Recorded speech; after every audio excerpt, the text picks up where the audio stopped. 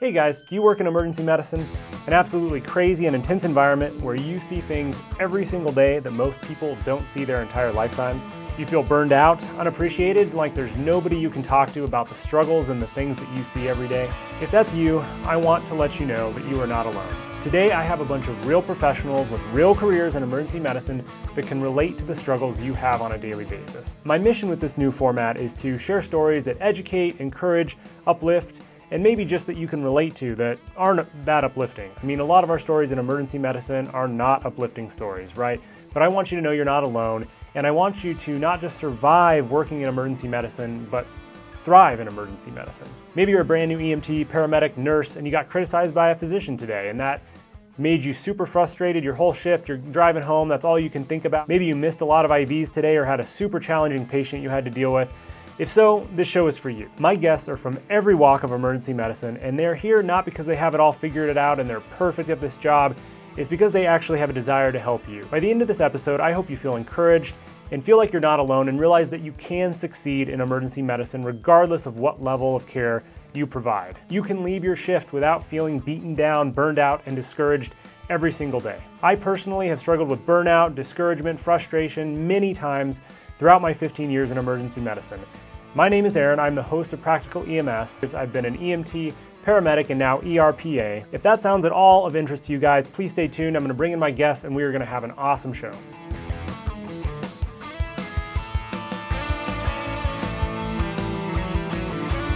All right, guys, welcome back. We're going to get back into the conversation here, and we've got somebody new to welcome onto the show, Ashley.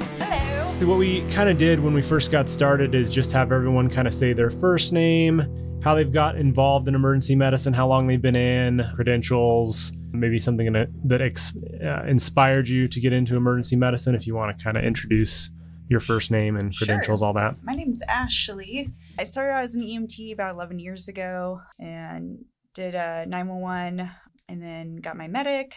And I did some work in a level 1 trauma center for a couple of years doing triage in the ED. And then I'm currently on flight right now. But I still pick up on an ambulance every once in a while because it's kind of my favorite, but yeah. Very cool. And how long have you been in total now, you think? So 11 years. Got my EMT cert 11 years ago. Okay. So. What made you kind of go into EMT and stuff initially? I've always kind of wanted to get on a helicopter, do flight EMS. So that was kind of the trajectory I had started in my head, what I wanted to fulfill. I liked the idea of the freedom that EMS offers you. I like the idea of, kind of being out, making your own judgment calls and not really having the oversight of a physician like right next to you. Sure. So I enjoy that aspect. They're jerks. So you kind of got to hear Adam's impactful story. Do you have any stories that come to mind from your experience? I do have something a story from my patient that really stuck to me. It's really not about the medicine or my treatment plan or anything to care about this particular patient, but it was something that I've always I think back on. I was really happy that she shared this with me. It really doesn't have anything to do with medicine at all. I just find it a good story. That's all, yeah. But she was telling me how years ago she lived in New York City and her husband and her had just moved from one apartment room to another one just so that they could have kind of a view of the World Trade Centers. And she was busy unpacking and he was out enjoying the sunset on the balcony. And he was like, babe, come look out the sunset. It's gorgeous. It's perfect right now. And she's like, I've got a lot of stuff to do. I'm unpacking everything. It'll be there tomorrow. And unfortunately, that was September 10th, 2001. Wow. And so that was something where she was just giving me life advice. She was pretty stable and it was a long flight with her. But she's like, just make sure you take moments out. Like that life will always get out of control and you always feel like you've got to go, go, go. But sometimes stop and go look at the sunset because sometimes you have things that you can't ever get back. So that was pretty impactful for me. Yeah, spoken from somebody that certainly had the experience for it. Absolutely. Wow. That's pretty cool. How about you, buddy? Have you shared impactful? I think I shared one. I have memory of a goldfish, so I'm sorry. Yeah, I think I started with one. Okay. I've got some more on deck though. Check his sugar.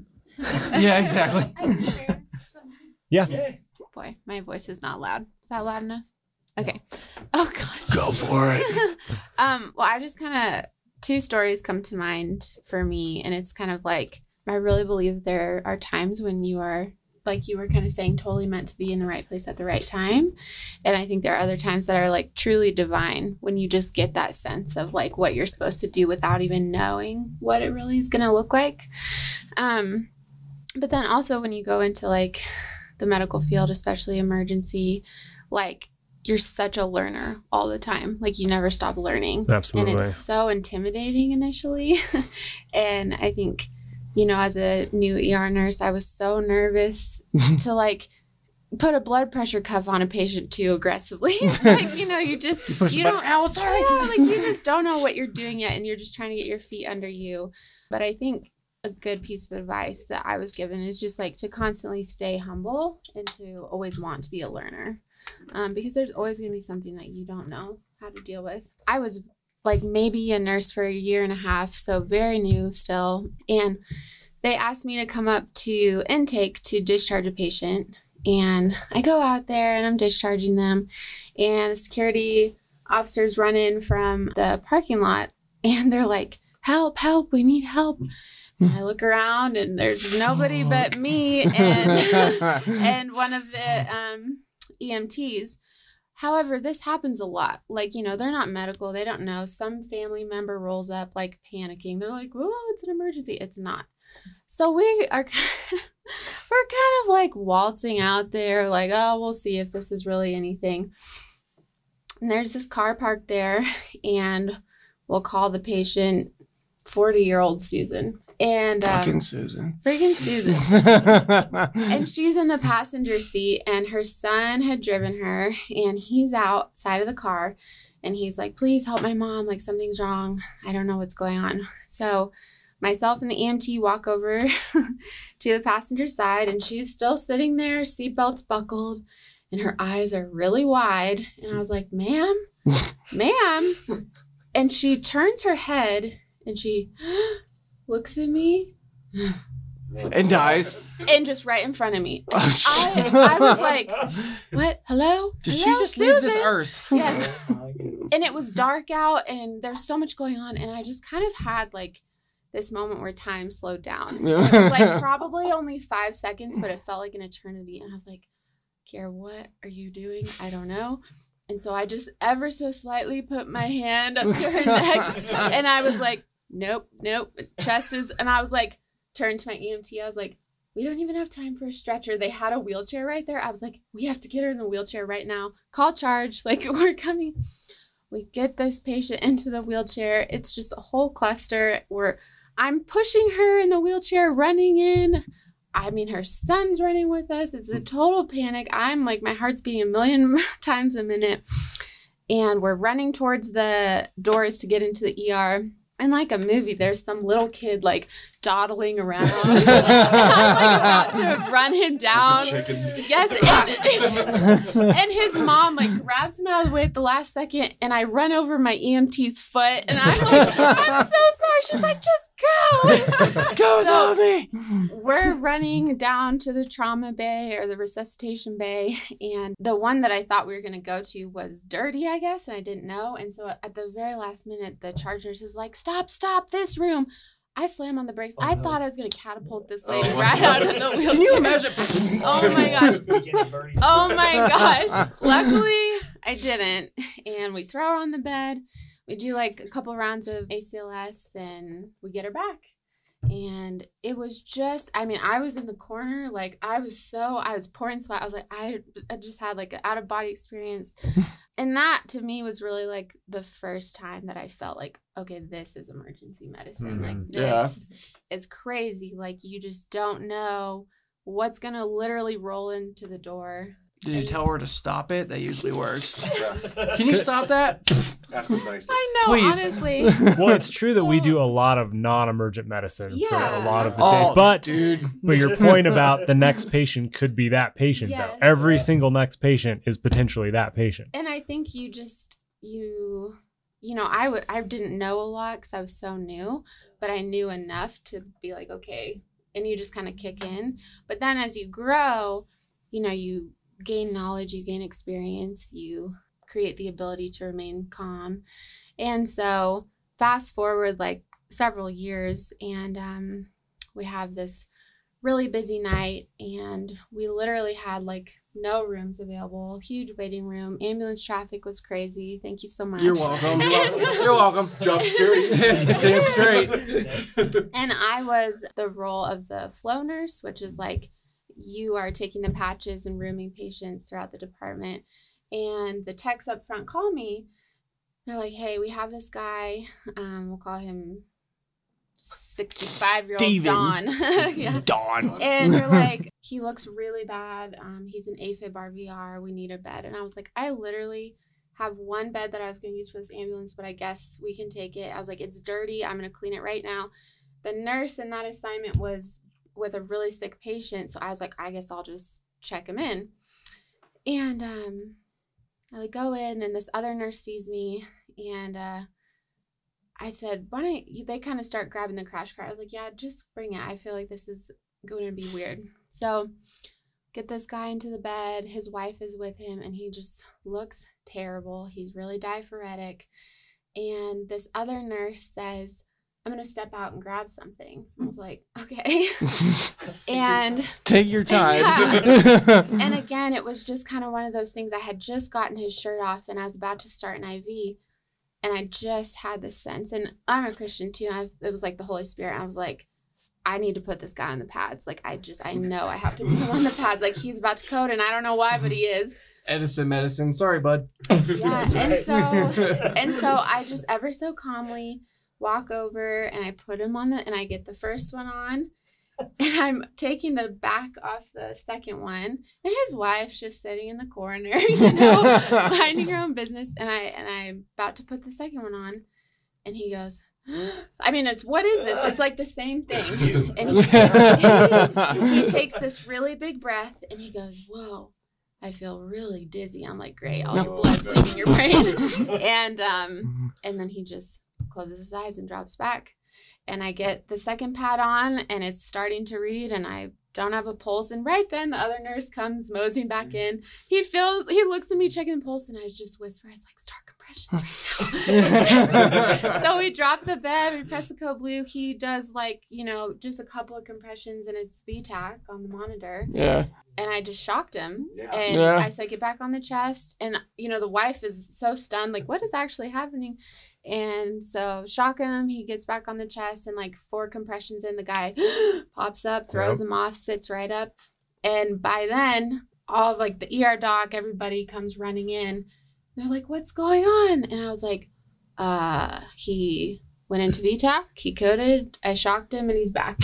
And Fixed it. You guys are good. Yeah. Go put in some orders. And it was so wild, and I was just like, oh my gosh, I can't believe that just happened. And it all flowed so well. And, you know, we never had to intubate him or anything. Obviously, he stayed in the hospital. But before I left him, obviously his wife was like floored by it as well. And we were trying to explain to him what happened, because he's like, what happened to me? I'm like, oh, you died for a second. And it was just really powerful. And he grabbed my hand before I left, and he was like, you are meant to do this. Like, don't ever stop. And he was like, you saved my life today. And I'm like, oh my gosh, you know, it's just like you're saying, that doesn't happen very often. But that situation, I was like, if every other situation wasn't anything special, that was worth it. Like all of these years to save his life in front of his wife, and like for their future and their children. And anyways, so yeah, it's pretty wild. Yeah, that's awesome. Yeah. One of our medics, Dennis, he's been doing this for 100 years. We did a video a while back, a few years ago, and he said something that was so profound. The question that we had posed to the medics and EMTs that we were talking to was, do we make a difference? Mm-hmm. And when they were interviewing him, you know, he's sitting in the back of the ambulance, and he goes, yes, we make a difference. He goes, if we take care of one person and they can go home to their family, you know, after that, he goes, and that one's enough, you know. And I thought, you know, he's taken care of, you know, 10, 20,000 people in his career so far, if not more. Yeah.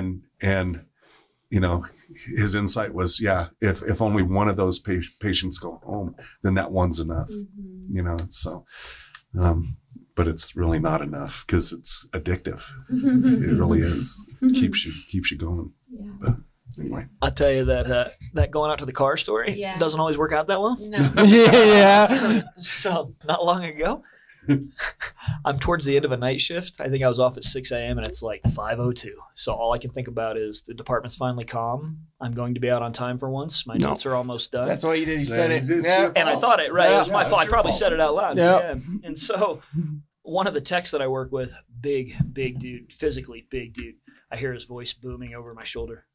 Hey, Adam. You smell Grab good. some gloves. No, it wasn't in my ear like he usually was. So, Yeah. it wasn't like smelling my neck. So I hear him say, You smell you know, good. grab some gloves. And I was like, there's Wow. nobody in the department. I'm trying to finish these notes and be out here on time. You have a new doc here in 40 minutes. Yeah. And he says, you need to follow me. And he stands up and he walks over and hovers above me. And he's like, I'm actually not joking. He jokes a lot. And I was like, are you being serious right now? He's like, I need your help. We need to go to the front. Fuck. And I said, go to the front, like as in the lobby or outside? Because, I mean, in all honesty, especially as the doc, you really ought not leave, let alone your department, but the doors at the front. But the hospital was fairly chill right then at 5 a.m. And I said, how far out front are we talking? He goes, out front. And I mean now. So he starts to walk. And I realized how serious he was. And I thought, oh, gosh, all right. I don't really know why I'm doing this, but I go walking down the hall, grab a pair of gloves as I'm going. I'm trailing him, like trying to jog. He takes 7 feet per step, right? Yeah. So we hit the front lobby, and sure enough, he's heading towards the double doors, out, and there's no security sitting at the front desk, and it's me and him. It's in the dark in a winter. It's cold, and there is like a massive Cadillac, just your classic Godfather-looking car out in the roundabout with Nice. 2 dark figures standing at the trunk of it and the back door open. Oh, And I'm like, what are you trying to do, bro? Yeah. Get me killed? Seriously, Larry? So we go walking outside, and he looks at me, and I looked at him, and I said, what are we doing? And the 2 dudes at the back of the trunk were like, hey, you guys got to help us. We don't really know if he's okay or not. And I kind of look at the car for a minute, and I scan my surroundings, and it's just these 2 dudes. Now, granted, they're standing at the back of the car, hands in pockets. I'm already thinking it's just 2 of us and 2 of them. I hope nobody's armed. There's 1 leg hanging out of the back of the vehicle, like someone's sitting in the back seat. yeah. And they're asking, you know, is he okay? Is he okay? And I'm thinking, all right, so they're just worried. He's in the back seat. They pulled up to an ER. This is probably legit. And I'm thinking, you got like 30 seconds. I'm going to walk up to this car and check it out. I'm going to have my boy here, my tech, who is like 6'6", 300, standing right by my side. Yeah. I am not walking out there alone. So I said, you're going first, and you're standing right in between those dudes and me. So he walks up there and stands between the 2 guys and looks over at me across the back of the trunk lid. And I am eyeing these 2 characters that I don't really trust, and I lean slightly between the door and the hood of the vehicle, and I look inside, and it's pitch black, right? And the dude's sitting up in the back seat, just staring straight forward. And I lean over just enough to keep my eyes above the hood on these other 2 dudes, and I said to the guy, hey, my man, what's your name? No answer. And I lean down a little bit further and a little bit more into the vehicle, and I put my hand on his chest calmly in case he's going to lurch or something, or if he's asleep, I can't tell. And I pat him gently on the chest, and I said, hey, what's your name? And he doesn't answer. So I'm looking at these 2 guys to judge their response, and their eyes are huge, and they're dead still and just staring at me in the dark. And so I slide my hand slowly up this dude's chest and onto his neck, where there is not only no pulse, it's rigor mortis. He's hard as a He's brick. already dead. I'm like, this dude's been dead for 30 to 60 minutes. Yeah. He's cold, he's solid. And so I slide my hand back down calmly, realizing I just checked on a dead body, and I stand up and I look those 2 dudes in the eyes, and I said, why are you guys driving around with a dead man in the back? And I just waited to see what their faces would do. Yeah. And they just didn't say a word, just stared. And I said, hey, big man, let's go in. And we both just backed up from the vehicle and stepped inside. And security's now back at the desk. And I said, you got a body and 2 dudes out there. You do what you want with that. I'm going back to the apartment. They go jogging out front, and they're calling on the radio to figure it out, right? And trying to get the actual police there. And those dudes never left. They just stood there. Wow. Clearly, like high as a kite kind of thing. Yeah. And so I'm thankful that we didn't get shanked. And I go back to my desk, and I get one last patient right before the day doc shows up about 40 minutes later. You're just like, yeah, man, I'm just trying to go home. And it says medical clearance for incarceration. I'm like, how hard can it be? So I go walking into the room and I was like, I'll take this one for the day, doc, right? I'll just do a quick note, discharge this guy to jail. They always bring everybody in for nothing, right? The guy said he had chest pain the minute I arrested him, or he stubbed his toe on the way into the cruiser. Can he go to jail? Yes. Yeah. So I'm like, this will be simple. So I walk into the room and I look at the officer, and the officer doesn't have your usual attire on, right? His jacket says homicide detective. And I look down at the dude in a black trench coat and I went, oh, it's you. It was one of the dudes in the back of the car. And he looks at me and his eyes get real big. And I was like, so what's the med clearance for? And they were like, oh, we're bringing this guy in. I don't really need to give you any details. And I said, you mean about the car with the dead body I just checked on 40 minutes ago? And the cop's like, yeah, that one. And the dude's just looking at me with eyes huge. And the cop says, he said he's on cocaine tonight. Can you clear him to go to jail? And I said, heart rate's 102. Cleared. Goodbye. Good luck. I'm out. I don't want you looking at my face anymore. Nothing. I want out of this room. Holy cow. All within like 40 minutes. I was like, this job can be a movie sometimes. For real. I could this is a movie. You're just like, bro, I'm just trying to go I didn't home. help anybody, but I'm entertained. I'm going to tell people this story and I'm going to hold on to this one. But You need to go hide somewhere when you're doing your charts at the end of your shift. Yeah, it's not just Not COVID. be- The reason I'm going to wear like a mask or a full baklava to work every day forever. I don't want people looking at me, remembering me. Yeah, we deal with some interesting characters. The end of the shift is when that happens. too. Always, right? All the End of time, shift. You're brain dead. Yeah, Yep. that's when it happens. I was charged that night. Uh-huh. I don't know if you remember that. I do. Do you? Yeah. And I remember you and the tech going out first, Yeah. and then the tech calling me, and he was like, "Kiera, you gotta come out front." And I was like a brand new charge nurse, and I was like, "Oh my gosh!" I was like, "Let me call the police." But I was so glad you were the doc. I was like, "Oh my god."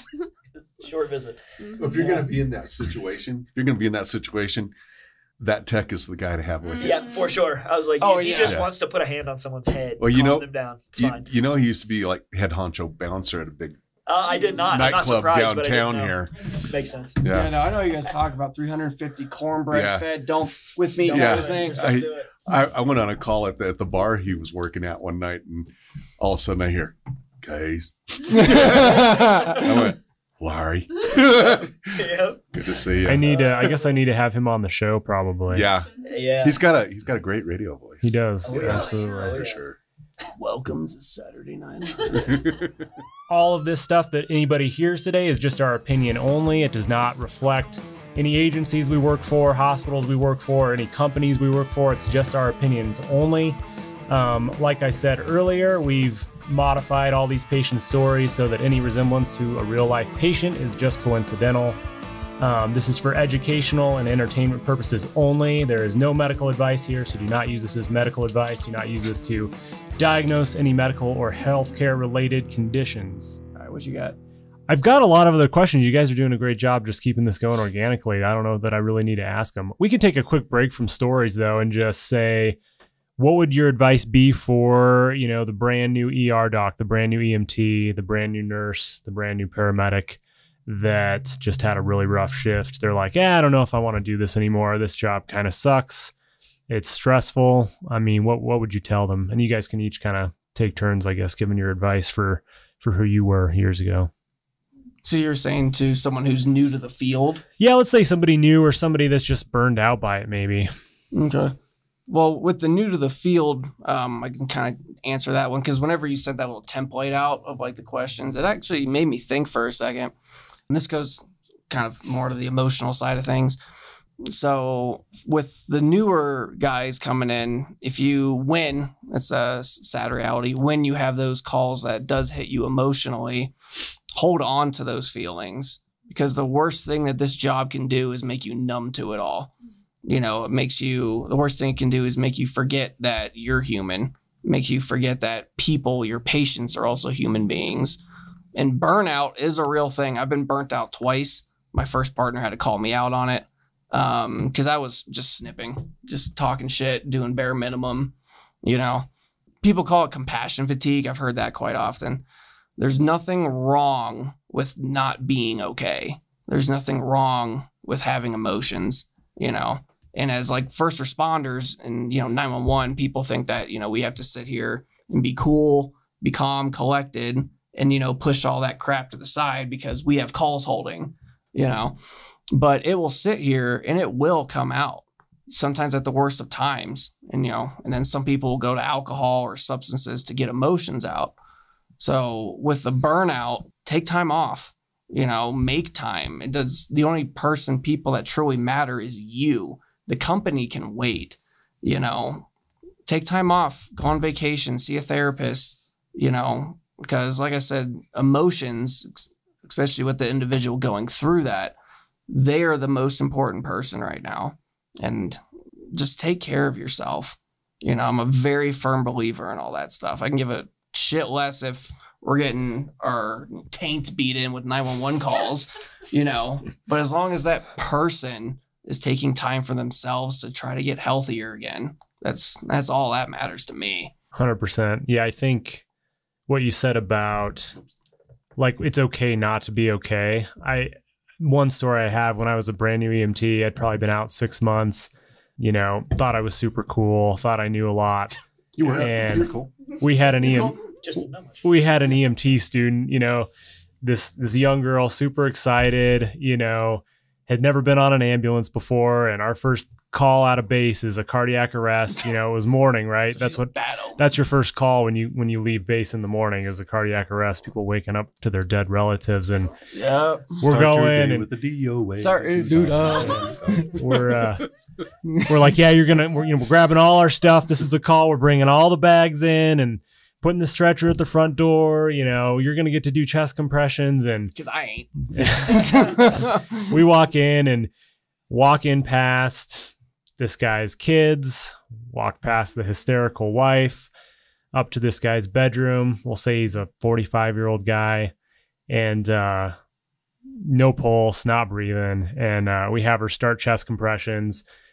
And brand new EMT Aaron doesn't know when you don't need to do chest compressions and how long they've been dead. So his feet are going up in the air while she's doing chest compressions. This guy's very rigored.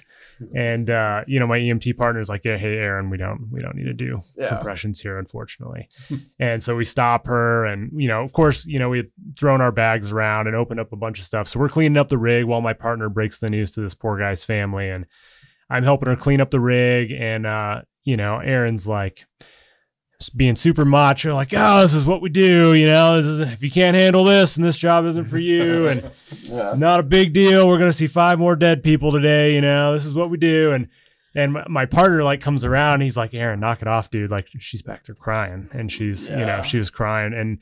And I realized like, this is real, like you don't have to put on this facade of like, this doesn't bother you. It should bother you. We're all human, and it's not a big deal if it does bother you. It doesn't mean this job isn't for you just because you cry about a patient. I think it's normal and probably healthy to do that. Should you be doing that on every patient? Probably not. But if it happens occasionally, I mean, this is what the job is, and it's okay to be human. So that's just my thought on that. But yeah, where were we? Yeah, I think you bring up a good point about that, because I had a similar experience here recently on the helicopter. My partner, she's a nurse with a really strong ICU back. She's been a nurse for, I think, close to like 18 years, flying for 9 years. So she's a veteran pretty much. But we had a rough day where our first patient, we were going to fly out, coded. We worked them in the hospital for, I think, 45 minutes. Family was there. We ceased resuscitation efforts. Then we go over and we had our next patient, who was a little younger than 6 months old. They unfortunately went into cardiac arrest. We work them, don't work for a really long time, longer than we probably should have, but it's harder with peds, Yeah. Finally call it. Then the family all comes in.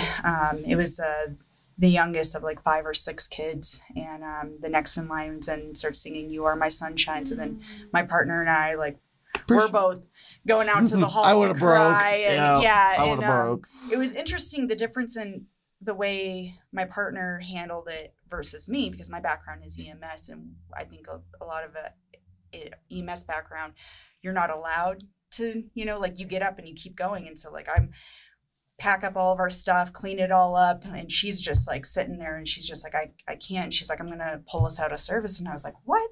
Like, I was like, we don't go out of service. Like, that's, you get back out there, And she was like, I can't write that chart. And it took her a while, because she was up next on the charting. And it was just strange for me, because I was like, no, like this is our job, and I didn't tell her that, like I was supportive of her and stuff, but it was interesting to me just see the different dynamics with her background where she was like, no, we're done. We're shutting this down. Like we're going back to the crew house. We're out of service. And then once, we debrief and everything, then we can call dispatch and get back into it. And I think she handled it like completely appropriately. We had backing from our clinical director. There was no, issues. But it was just interesting for me to kind of like check myself and be like, she's right. Like we probably should, get a little time in before we try to take the next flight. But yeah, it's okay to not be okay. It's okay to process your emotions, and it's okay to look at your patients as humans and not, the next patient. So. Cool. Aaron and I have talked about this before, that we talked about empathy versus sympathy. Yeah. And I also told him that, we had been at a paramedic refresher, and we were talking about resiliency, and we had a psychologist that was talking to us and about PTSD and all sorts of ailments that we might have. Thank you. And afterwards, I talked to her, and Matt was standing there with me, and we were talking to her, and I said, I have a problem that I feel bad because I don't always feel bad. And, I have those cases where it tugs at your heart, and you have to take a minute, but there's some other cases that it just doesn't bother me. And that bothers me. Yeah. And she said, yeah, we have that too. We get that. But, and I don't know if you may have heard me say, it's not my emergency. And that's one of the ways that I cope, but it still wears and tears on you. Yeah. And you have to deal with that, and you have to deal with it in a constructive, positive way, and not, in some sort of destructive way. And I think that's okay to see patients as just that, patients a lot of the time, because we all can't become emotionally invested in everybody, but it's going to happen, right? You're going to see that family member and that patient, and you're not going to be able to see them as just a patient. Yeah. Sometimes it hits really close to home. Yeah. Because you've experienced similar, whatever, and it hits. But, yeah. I think if you just can realize that there's going to be those times that does happen, and you have to deal with it. Yeah, absolutely. What else you guys got? The directing question, and we'll have Les, just so you know, we're live streaming, so we're not using any last names or anything, but we'll get you up here in just a second.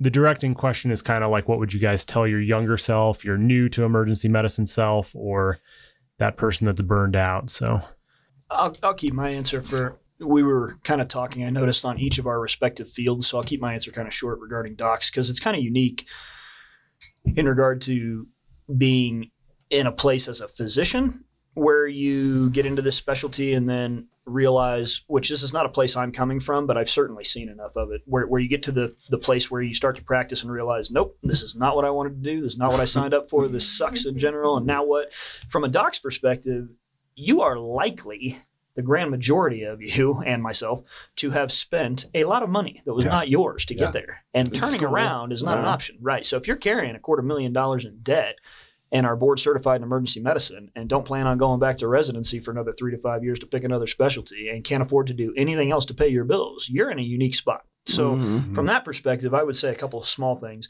The first one being probably the biggest that comes to mind in regard to all these emotional aspects of the job that we're all landing on in this conversation is talking about it.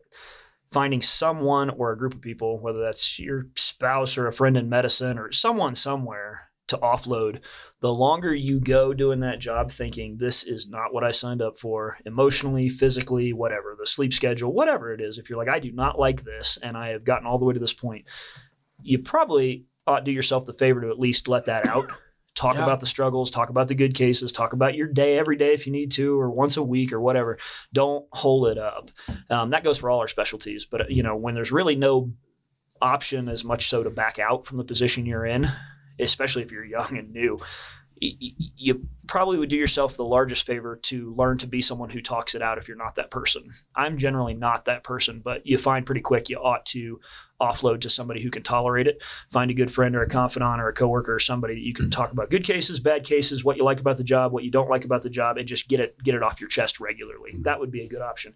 And then the other thing I would say to folks in the doc specialty, fortunately, emergency medicine or any other specialty, there are other options out there where you can keep functional. There are a lot of side gigs, as they call them nowadays, to do. So if you like to teach, find yourself in, part-time academics. If you have a passion for admin stuff, your company's going to want to utilize your time for that. Cut down on your shifts.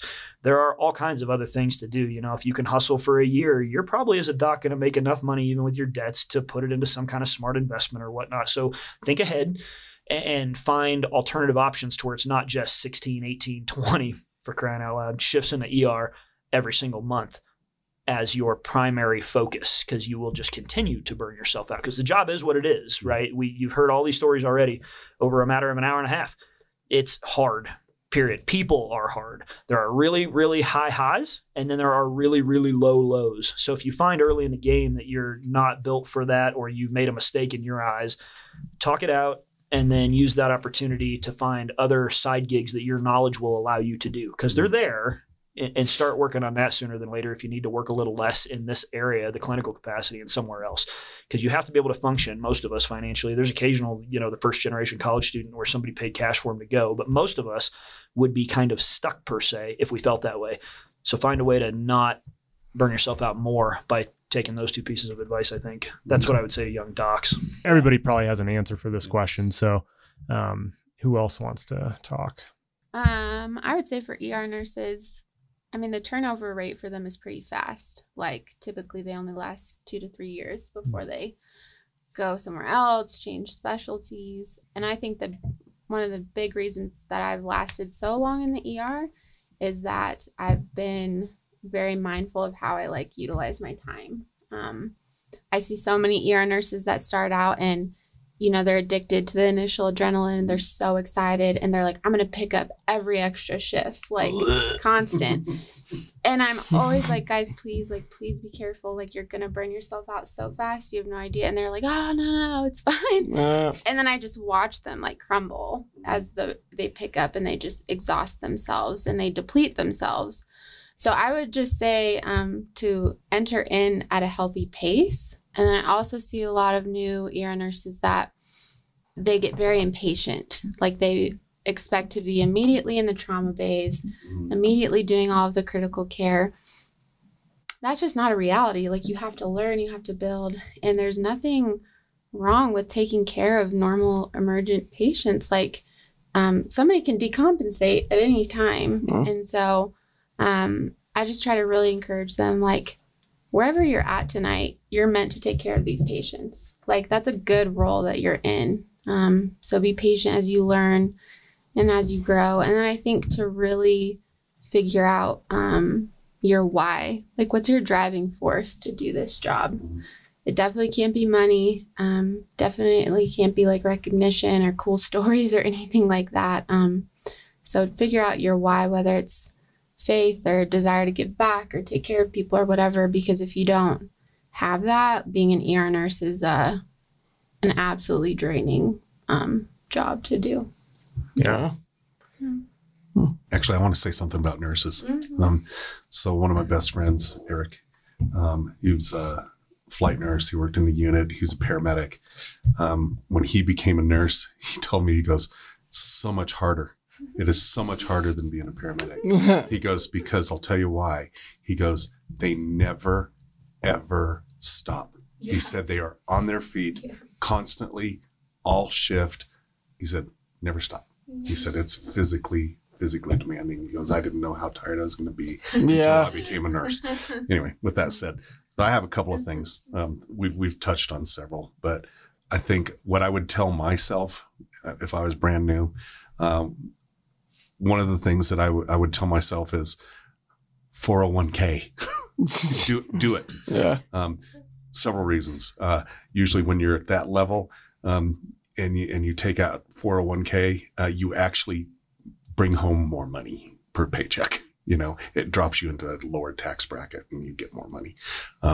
If I would have put into my 401k when I first started doing this, I would have several $1 million by now because I'm old. You're 25 with experience. Right. But I'd probably have around $5 million in the bank. Yeah. If I'd have done it when I first started. And so with that said, 401k, do it. Too easy. Yeah. You'll never miss the money that comes out of your paycheck. Believe me. The second thing I would do is I would tell myself to keep a journal. I'm writing a book and I wish that I would have had that. I mean, I've got a fairly good memory that I can think of calls. I can think of cases. I can think of, minute aspects of those things. But I've delivered 36 babies. I'd like to know that 21 of those were women or girls or whatever. I wish I knew that. I wish I knew how many crikes I've done. I wish I knew how many, certain, other pursuits, vented the chest, whatever. Yeah. And I wish I would have kept track of all that. I wish I would have kept track of particulars about certain partners, good and bad, so keeping a journal, I think would be something that I would tell myself, but those two things specifically, many other things, but those two things. Yeah. Mine, so. And then I just have one thing and then I'll be good. Okay. So these are two of my EMT brothers. You guys are not stretcher pushers. You're not just basics. Oh, wait, sorry. You're not just basics. You're not just advanced. You're not just intermediates. You're not just anything. Okay. You guys are providers. You also know medicine. You can do medicine. You have medical knowledge. I've seen through the years that, medics do treat EMTs like shit. And I went some. That's why through the years you're beautiful. Thank you. You're welcome. And I mean, in all honesty, that really starts to wear on somebody, because then you go to work, your partner treats you horrible, and you feel like you can't help somebody, that your training was for nothing. You try to ask questions, and then you get told to stay in your lane. So to those who are going to be new and or are newer right now, you're not just anything. Okay. You're an EMT. You have knowledge. Use your skills. Scope of practice is, of course, one thing, but scope of knowledge is a completely different topic. So. Yeah, I like that. Yeah. Guys, I'm going to jump in here. That's the end of this episode, but we are going to continue this discussion with these same fine folks next week, so I hope you'll tune in. If you guys found this valuable, if you were encouraged by it, uplifted by it, or if it just makes it so you don't feel like you're so alone with the stuff that you have to struggle with every day, I hope you will go over to practicalems.com, join the email list for more encouraging and valuable information. I'll send you emails to let you know when the new content comes out. And of course, if you subscribe on your favorite podcast player, leave a 5-star rating and review. That is super helpful to allow me to do this. I don't make any money off of it, and it does cost money to produce. So the more you can subscribe and participate, the better I am able to continue producing this. Thanks again, guys, for tuning in. I hope you enjoyed the show, and we'll see you next week.